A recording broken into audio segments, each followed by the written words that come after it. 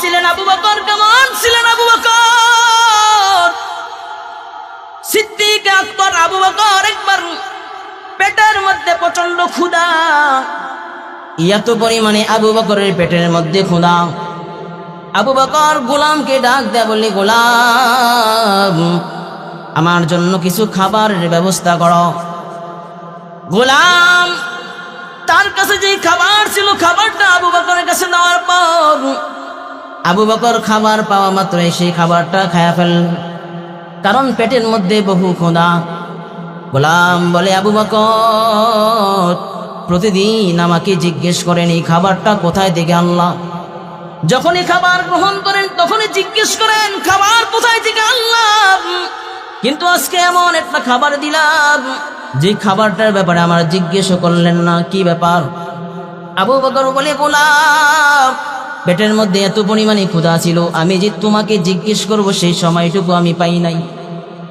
পেটের মধ্যে অনেক ক্ষুধা, তোমার খাবারের পরিমাণ হলো সামান্য খাবার, আমি পাওয়া মাত্রই সামান্য খাবারটা গ্রহণ করে ফেললাম।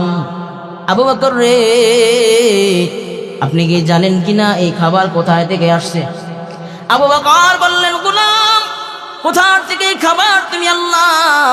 গোলাম বলে, আবু বকর এই খাবারটা হলো হারাম খাবার।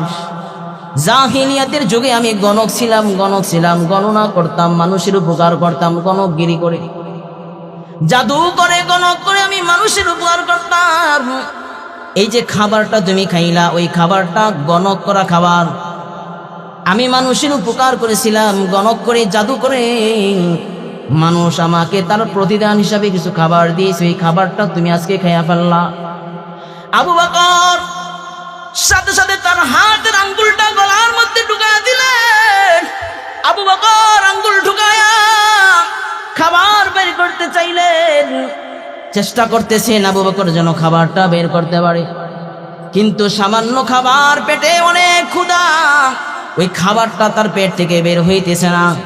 আবু বকর সাথে সাথে পেট ভরে পানি পান করলেন, এত পরিমাণে পানি পান করলেন আবু বকর, পানি পান করে তার হাত যখন ঢুকায় দিলেন গলার মধ্যে আঙ্গুল ঢুকানোর সাথে সাথে তাড়াতাড়ি খাবারটা বের হয়ে গেল।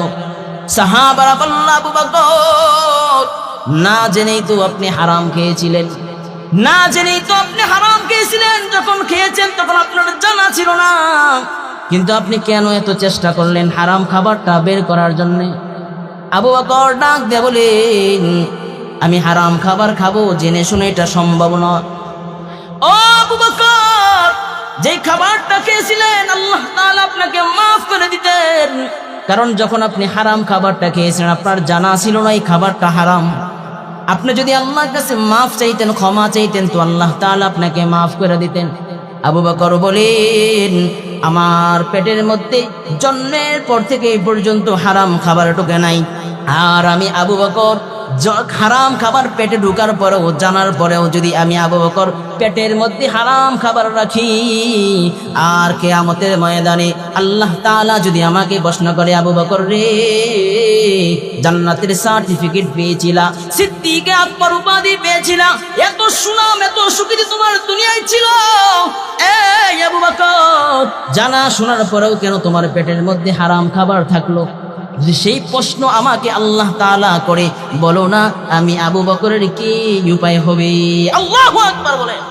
আবু বকরের ঈমানের তাকওয়া কেমন ছিল? সামান্য হারাম খাবার পেটের মধ্যে ঢুকবে, এটা বরদাস্ত করতে পারে নাই, বরদাস্ত করতে পারে না।